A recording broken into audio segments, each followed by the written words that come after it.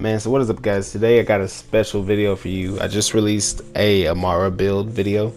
Hope you guys enjoyed that. We're gonna come back at you with a whole nother video, whole different vibe, man. This time we're gonna be ranking the 4 Vault Hunters, depending on whether they are the best or the worst in the 3 main categories of Borderlands. That is survivability, boss damage, and mob damage. Now, of course, I'm gonna explain to you. There's going to be 4 tiers, A, B, C, and D. I'm going to be ranking all 4 Vault Hunters in all 3 categories. So I'm going to explain to you the category. Survivability is how well that Vault Hunter is at surviving. Is he a good tank? Can he regenerate health fast? Can he do both? Coming in next, we're going to be doing boss damage. Can he melt a boss in one phase? Can he instantly send a boss to iframes? Or will he be fighting that boss for years to come? And then you got mobs. Can he kill multiple enemies at once? Or can he control the entire crowd and keep them from attacking his fellow Vault Hunters? Now, starting off in the survivability, we're going to have the D tier first, which is Flak. Flak is a really good character for killing people. That's all he's really good at. When it comes to surviving, there is a build out there that helps him survive and helps him keep his teammates alive, but it's not as effective as the other 3 Vault Hunters. Really good damaging character, but he's probably the softest pancake in the entire game. Coming in at C, we got Zane and his Chain Zane build.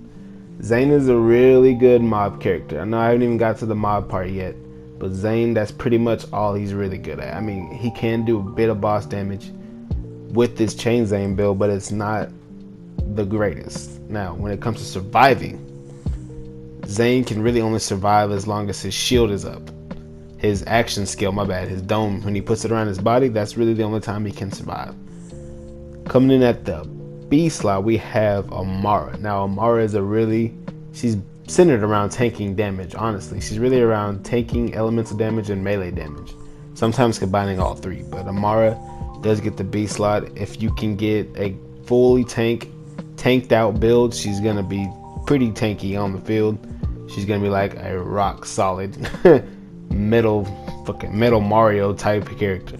Coming in at the A slot, we got Mose. Now, this is probably a surprise to y'all who know the game, but Mose has a build where she takes effects of the stopgap and the Bloodletter class mod. Now, if you don't know, the Bloodletter class mod converts any healing you take for Mose for health and converts it into shields instead.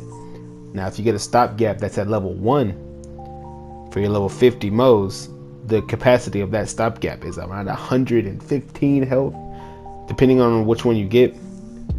But the class mod converting health into shields at level 50, there is a perk on class mods and relics called health regen. You get health regen 149 health per second. Convert that into shields, you're basically, every time your stopgap falls to 0, 1 second later it's fully maxed out again and it can break again. Now, it makes sense even though the stopgap does, the stopgap, when you run out of shield, you get 5 seconds of immunity. So when your shield breaks, you get 5 seconds immune to all damage. In that 1 second, the first second of the 5 seconds, your shield automatically regens back to max. So you get 4 seconds of immunity, stopgap plus Bloodletter. It's pretty damn tanky. You're pretty much invincible. On paper, you're invincible. Now, in the game, there is a way you can die. I believe if you take a damage that's pretty surmountable, it'll drop you all in one go, but it has to be a 1 go damage type thing. If it hits you over time, you're not gonna die. But if it's a big damage that just smacks you, you'll probably go down then. But moving on to the next category, we have boss damage. Now, for the boss damage, this is for how well you can kill bosses or singular targets. They both go together. So for the D slot, we have Zane. Zane is not really that great at boss damage. His build, Chain Zane, does give him a bit of damage whenever there's enemies around him, around the boss, but that's pretty much it. The Chain Zane build is pretty good all around, not gonna lie, but when it comes to boss damage, all the other Vault Hunters, they have their own really nice way of dealing with bosses. So moving on to C, Mose. Mose is a decent character all around as well, just like Zane. She does has a few shortcomings. She can do big boss damage whenever you get a Torg weapon. Switch to sticky mode. have the skill active where if when you jump out of Iron Bear, you have unlimited ammo for about 5 seconds. So you go into Iron Bear, you jump out, you pull out that torque, sticky, whatever you want, shotgun, pistol, doesn't matter. Stick them up for that 5 seconds of immune damage of infinite bullets.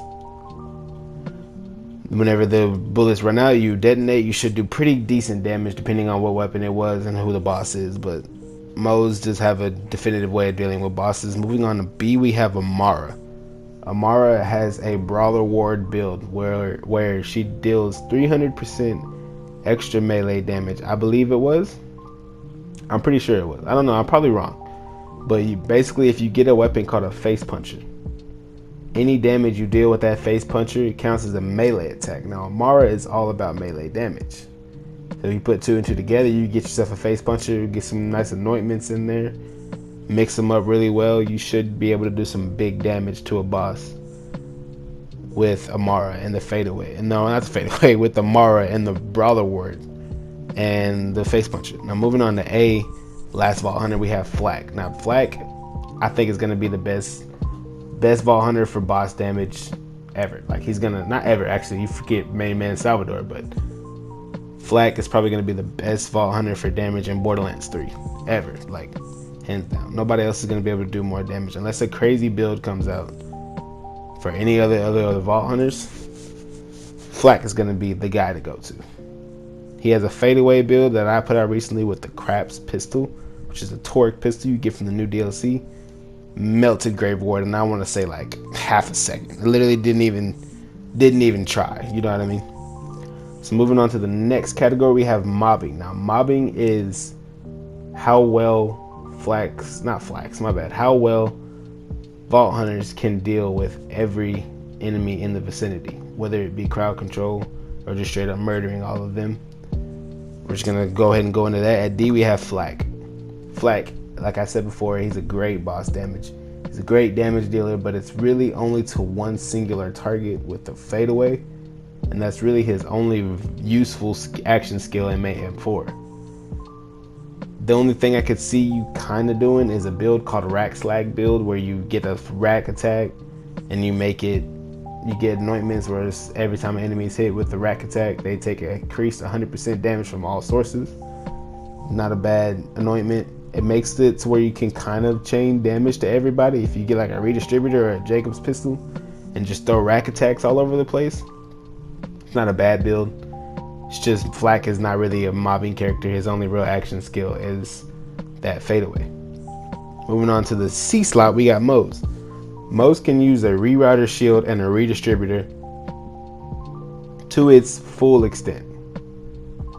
So if you get yourself a rerouter shield and a redistributor, get the rerouter shield at level 1, you're basically, all of your shots are amped with the redistributor. As long as you got that Bloodletter class mod and that health regen relic, or you know what I mean. Got that thing that I told you about earlier with the stopgap, being level 1 and basically max healing. Same way with the rerouter. If you get that one that's 1 second regen, you can basically spam the rerouter buff on Mo's, and the redistributor will be amped every single shot, chained to every enemy, and it gets pretty crazy. At the B slot, we have Zane. Now, Zane is the OG chain Zane. Zane is really good at crowd control, more or less killing them. Now, if you get yourself a cryo redistributor and get a chain Zane build with that cryo redistributor, you're probably gonna freeze everybody in existence and just basically mop the floor with all these mobs, man. Zane is really good at mobbing. If it wasn't for this next build I'm about to tell you guys about, Zane would be the #1 mob character in the game. Coming in at A, we have Amara. Amara has a build out called the Ricochet Witch.